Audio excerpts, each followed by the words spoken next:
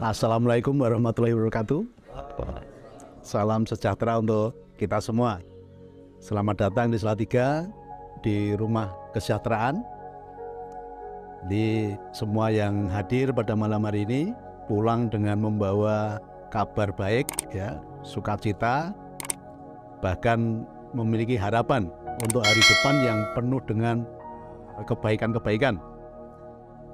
Saya sebagai seorang konsultan ada satu kerinduan di dalam hati saya, bagaimana bisa memberi jawaban atas permasalahan banyak orang yang tiba datang kepada saya.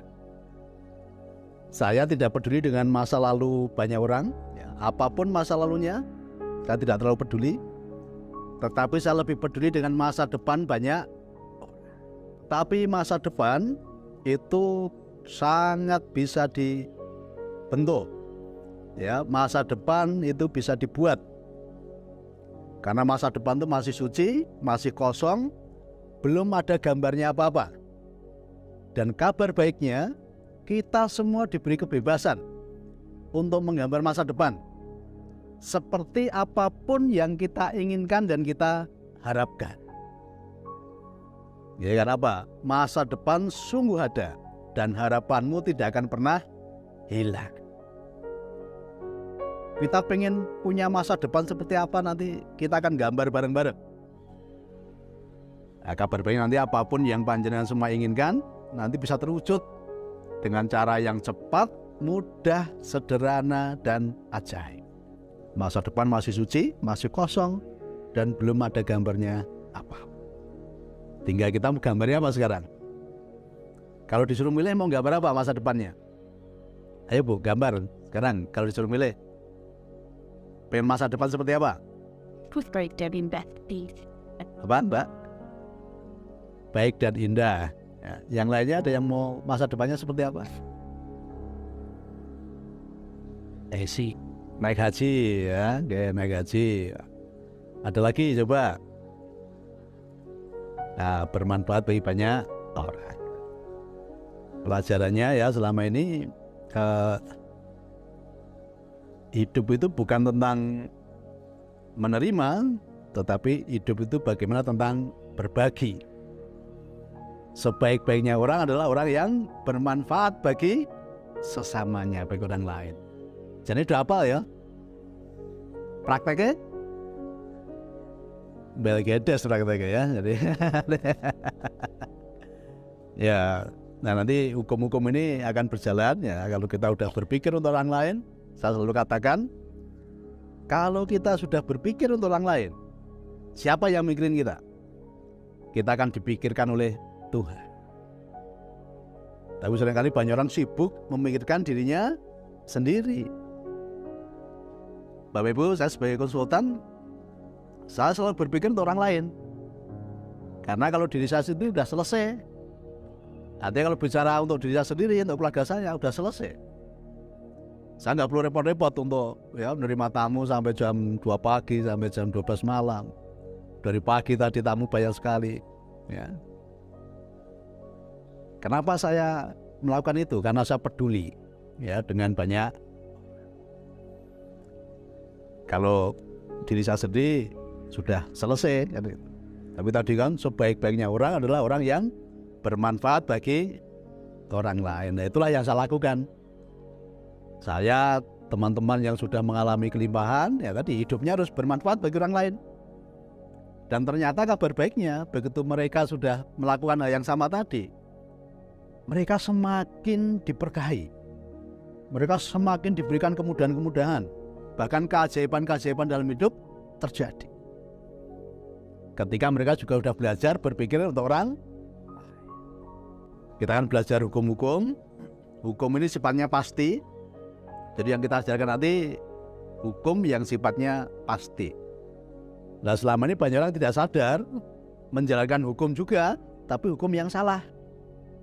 Ya, menjalankan suatu hukum tapi hukum yang salah. Contoh, semua pengen kaya nggak? Pengen ya? Pengen kaya, pengen sukses, pengen uangnya banyak kan gitu. Selama ini apa yang dilakukan? Kalau ada orang mau kaya, mau sukses, mau uangnya banyak, kira-kira selama ini yang dilakukan apa? Kerja keras ya. Selama ini yang dilakukan untuk kaya, sukses, punya banyak uang, kerja keras. Semua gitu ya.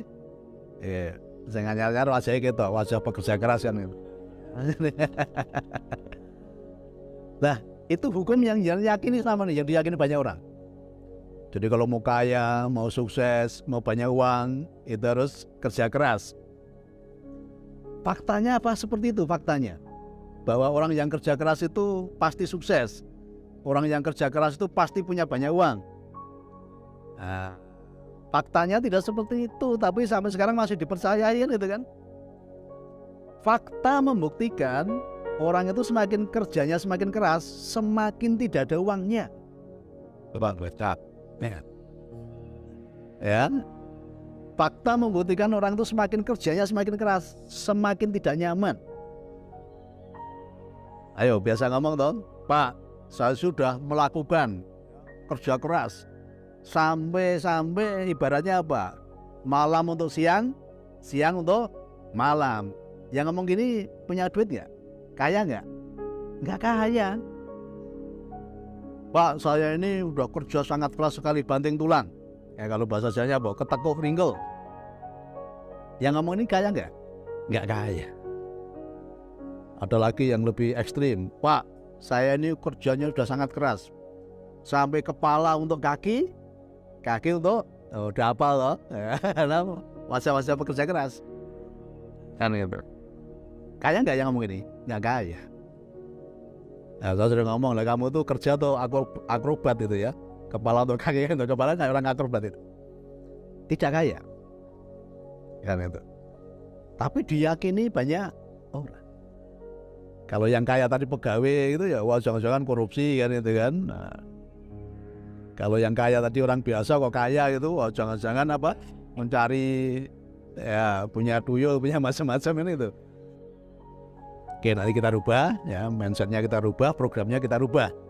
Ibaratnya kalau orang kerja keras tadi, itu ibaratnya seperti orang mengejar kupu-kupu. Ya, seperti orang mengejar kupu-kupu.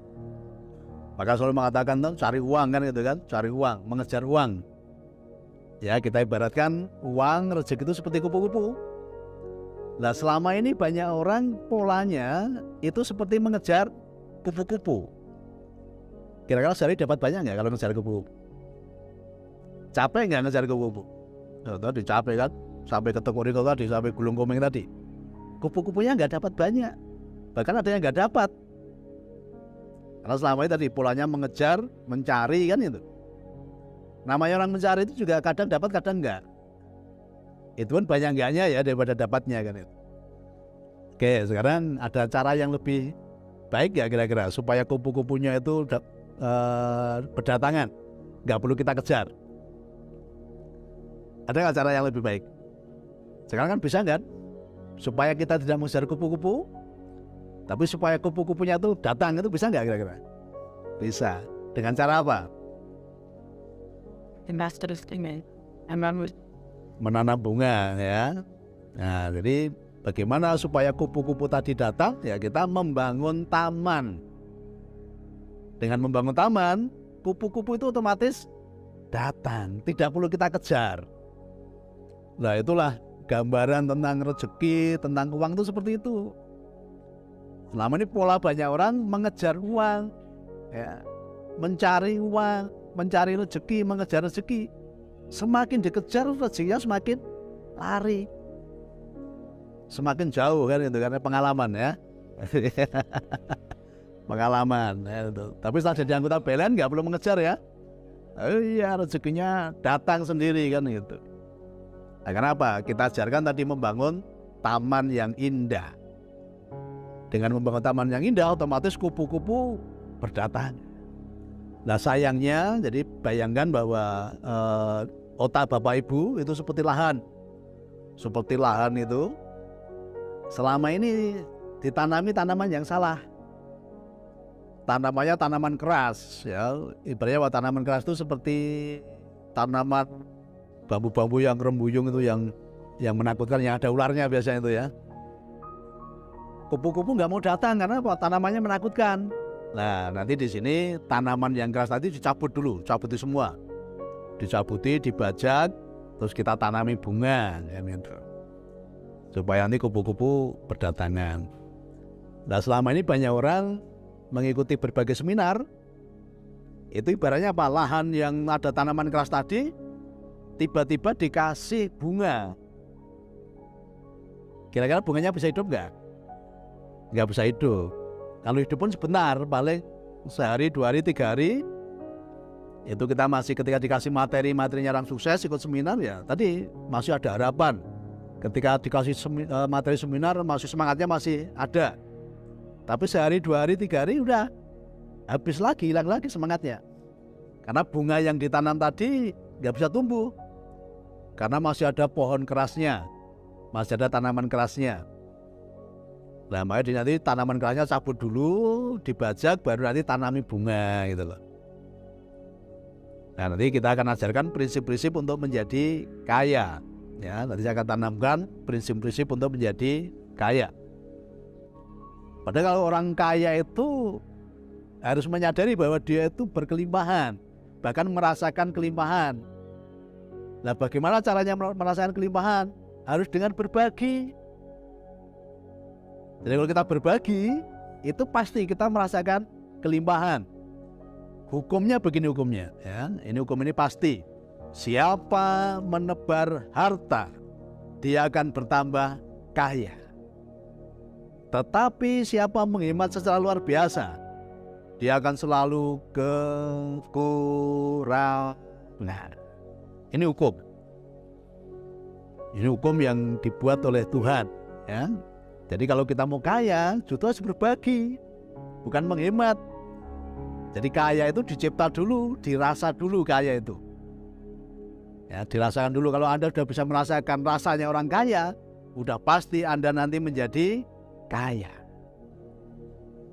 Jadi apapun yang nanti ingin Anda terjadi dalam kehidupan Anda, rasakan dulu dalam hati.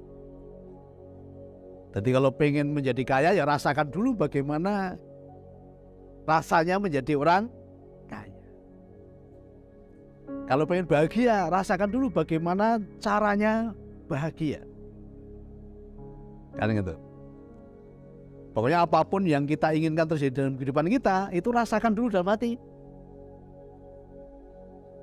Karena hukumnya gini, ini hukum lagi, bicara hukum ya. Apapun yang kita rasakan dalam hati, itu terpancar ke semesta, dan semesta akan mengirimkan hal yang sama. Diingat hukumnya ya. Apapun yang kita rasakan dalam hati, terpancar ke semesta, dan semesta akan mengirimkan hal yang sama. Kalau bahasa mudahnya, rasamu itu adalah doamu. Jadi rasamu adalah doa. Dan ternyata gampang untuk kita memiliki perasaan kaya dengan cara berbagi. Kalau Anda sudah berbagi, pasti Anda akan merasakan rasanya orang kaya. Kalau pengen bahagia, ya sama. Kalau pengen bahagia, nomor satu apa? Bersyukur. Kalau Anda sudah bisa mengucap syukur dalam segala sesuatu, pasti Anda merasakan kebahagiaan. Ya, pokoknya dalam segala sesuatu mengucap syukur, karena hukumnya apa? Tuhan ikut campur tangan dalam segala sesuatu untuk mendatangkan kebaikan. Ya, di dalam segala sesuatu Tuhan ikut campur tangan untuk apa? Mendatangkan kebaikan. Nah, seringkali kita selalu melihat apa yang di depan mata, wah ini masalah besar, wah ini sesuatu yang berat kan gitu. Padahal di balik semua itu sebetulnya ada maksud Tuhan, ada maksud yang indah. Nah, hukumnya apa? Hukumnya begini, aku tergantung prasangka hambaku. Jadi apapun yang datang itu masih netral. Ya, apapun yang datang dalam kehidupan kita itu masih netral, belum ada artinya apa-apa. Kalau kita bisa berprasangka baik, dia akan menjadi baik. Ingat-ingat ya. Jadi kalau kita berprasangka baik, dia pun akan menjadi baik. Tapi kalau kita berprasangka buruk, hal yang baik pun datang ke kita, tapi kalau kita berprasangka buruk, itu pun akan menjadi buruk. Maka di sini ada istilah yang sering diucapkan oleh anggota, hutang lunas tanpa bayar. Ya, dulu banyak orang ngomong gini, Pak, saya ini takut hutang Pak, kan gitu. Lah saya santai jawabnya, labimu, kamu tuh bukan takut hutang, takut lem bayar, kan gitu kan. Kan bukan takut hutang loh, takut bayar itu. Lah sekarang kalau ada hutang lunas tanpa bayar, piye? Wah niku kula purun gitu kan. Kalau itu saya mau Pak, kan itu. Akeh tunggale kan gitu kan. Nah, di sini terjadi hutang lunas tanpa bayar. Bahkan orang yang sudah tadi rumahnya mau disita, yang sudah mau dieksekusi bank, semuanya selesai. Semuanya selesai. Karena kalau kita menjalankan hukum tadi, itu sifatnya semuanya pasti. Jadi pasti kaya, pasti berkelimpahan. Akhir kata, wassalamualaikum warahmatullahi wabarakatuh.